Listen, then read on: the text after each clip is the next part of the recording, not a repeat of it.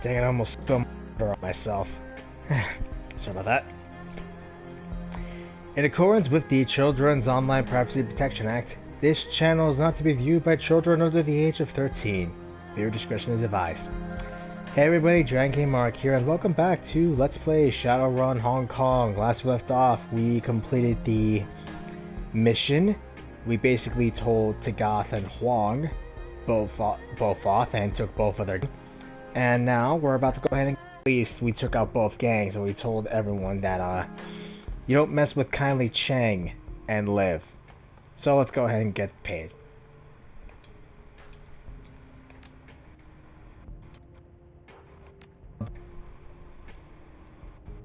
Eastern Time. You submit the job as finished and await the response. A few moments later, a message pops onto the screen. I don't know how to describe this job other than calling it a complete cluster. You did the right thing, killing both Wright and Wong. I don't appreciate worms who trust me, and I hell don't like the COPPA rings. I've attached payment. You paid me, but I'm sure and samples you brought back. Consider this your eventual cut of that sale. Kindly. So yeah, that data was basically about Elven longevity, and we just sold it onto the black market. Oh, this is gonna be good. This is gonna be good. Isabel. Shadowrun, you're back. It's, internet quality. It's raining right now, so I didn't stream last week due to my nephew being here, and now I'm wondering if I should have streamed earlier this week, but I don't know. Any thoughts about that last run? I hate to get down over that mission, but I'm starting to wonder if Kindly Chang is slipping a little. The entire reason we gave her a cut is to make sure the people that hire us don't have ulterior motives. Don't screw us over. Kindly dropped the ball on that, hard. I'm gonna bet that whatever irritation Kindly has over us killing the client and a gang of Koreans will disappear the instant she finds out just how valuable the data is. They handed her a bigger pay, and if there's one thing that can calm her down, it's cash. You made the right call. It was an impossible situation, and getting rid of both of them was the only sensible call you could have made. I gotta go as well. Sure, drop by any time. So yeah, basically getting rid of both those gangs was a smart move. And yeah, I had to watch AJ over the weekend last week, so that's why I didn't show up. Duncan, welcome back. What do you think about that last run? What a complete shit show. I thought that kind of was supposed to be to vet our clients and make sure this kind of thing doesn't happen. I wouldn't bother her right now. She's probably furious. Someone's gonna end up on a one-way trip to the bottom of Hung Hom Bay. Yeah, and it isn't gonna be me. I'm keeping my distance until all of this is blown over. All the same, between you and me, it's her own fault. If she hadn't dropped the ball, this wouldn't have happened in the first place. He shakes his head ruefully.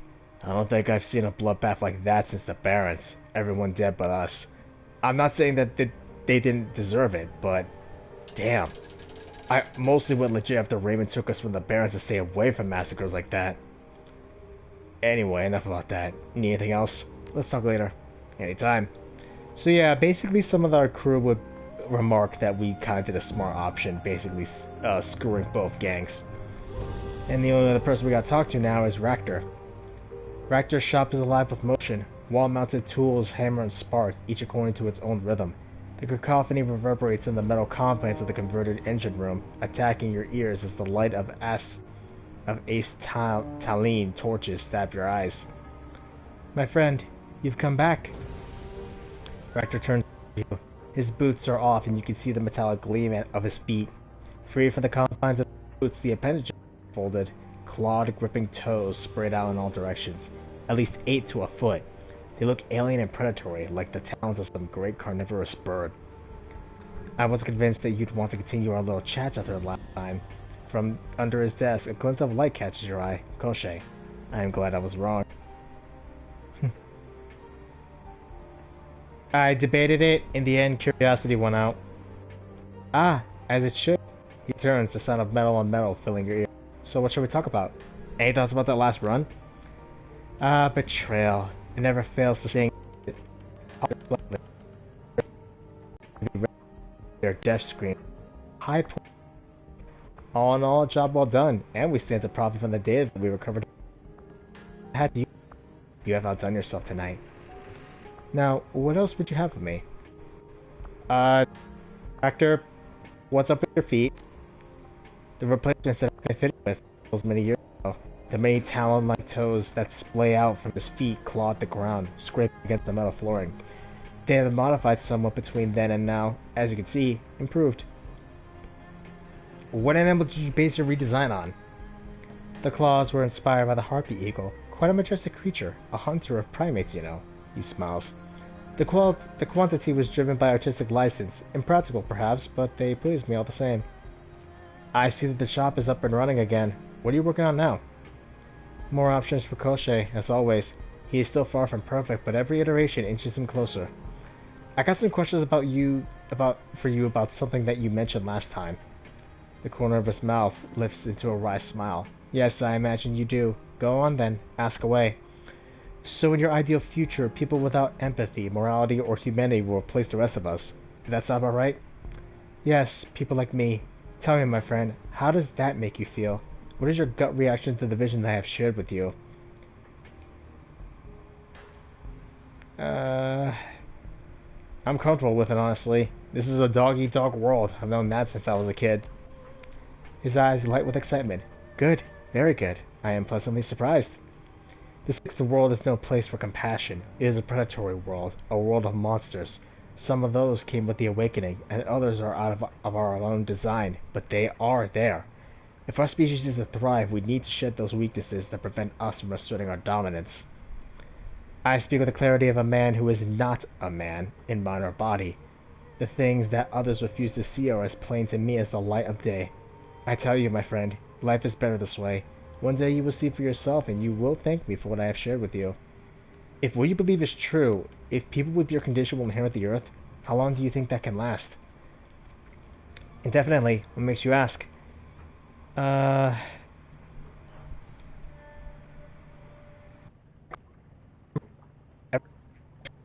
That's made of even if meta-humanity is supplanted by post-humanity, there will be other forces at work in the world. We will not be alone. You're talking about the supernatural, dragons, spirits, that kind of thing?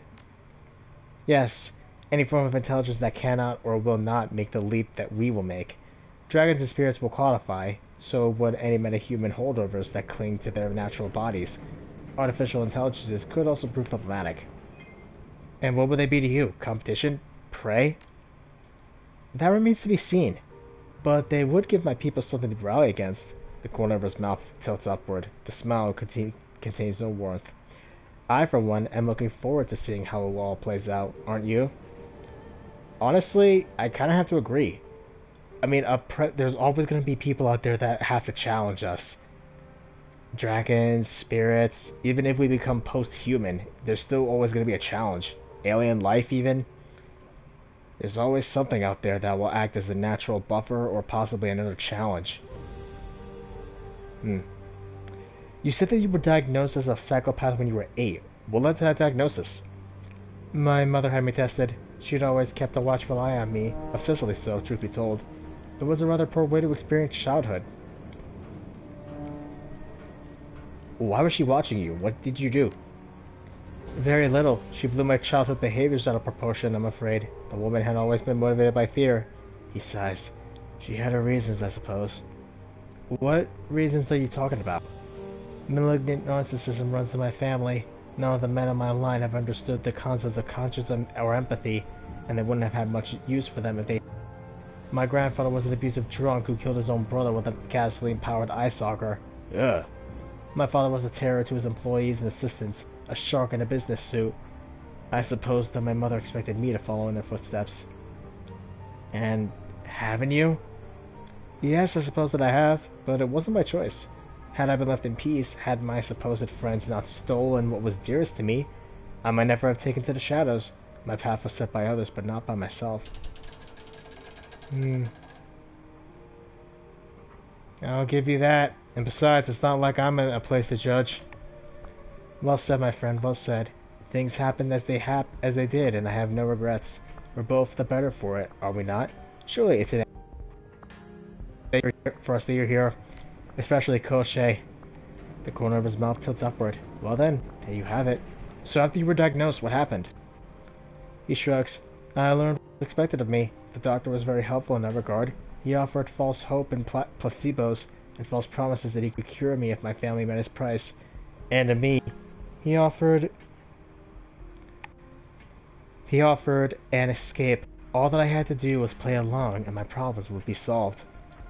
It wasn't difficult to pretend that I had been cured. Once I understood the outward signs that my mother was looking for, I was able to ape them well enough. In time, my mother came around. In your eyes, of course, and we are quite impressive. And I had an incentive to play my role well. My grandfather lived out his final days in Black Dolphin Prison. Do you know the place? No. Is it anything like a Supermax prison in the UCAS? In terms of conditions, it's far worse. Black Dolphin is one of the most appalling detainment facilities in Russia, and that is saying quite a lot. I was determined not to wind up trapped in such a place. I'm not an animal to be caged. Racter bends down and runs his fingers over Koshei's chassis. The drone stands motionless, the lenses of its many optical sensors focused on you. In any case, there you have it. I'm glossing over many of the details, of course, but I'd rather not discuss my childhood any further. Instead, let's think to the future, and to the promise that it holds. So where do we go from here? Forward, my friend. Always forward. Silently, Koshei studies you, its articulated pedipalps weaving hypnotically. You will join me, won't you? The future beckons to both of us equally. Follow me and I will guide you into a better tomorrow. I can think of nothing that would please me more. If and when your future comes to pass, I'll be there with you to see it. Good, very good. I am pleased. But in the immediate future, there is the small matter of the walled city to contend with. I will of course continue to help you as best as I can. I need allies as badly as you do, and it is in my best interest to keep them alive. Good, let's keep it that way.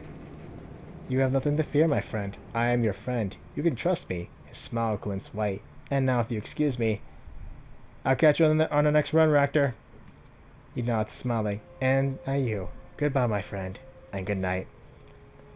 The man of the future. Honestly, I can see it happening. Though, let me at least just go ahead and see what we can grab. I wonder if we could be able to grab anything from Ermine. Let's go and talk. So yeah, I saw the Shadow of the Erdtree trailer for the DLC. I am very excited for it. Star Wars Battlefront Classic Collection. I am very excited for it.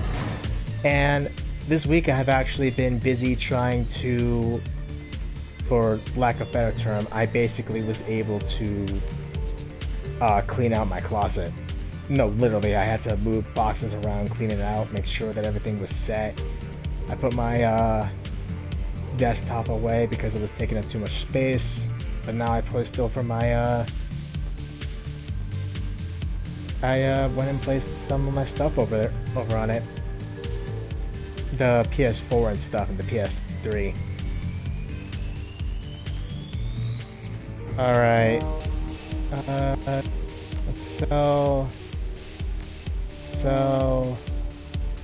let's sell these two. So yeah, honestly, not all that bad. I mean, it was a relatively interesting week. I mean, I found my old N64 and my PlayStation 2 and my PlayStation 1.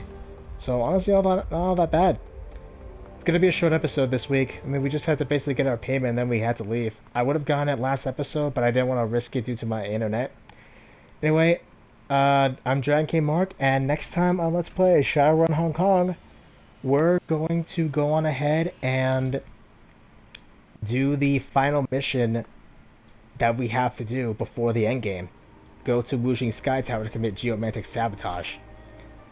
Hopefully the stream processes well, and leave a comment down below, hit the like button, hit the subscribe button, and the bell icon to stay notified of when I'm going to stream or upload, and I'll hopefully see you guys next time. Laters.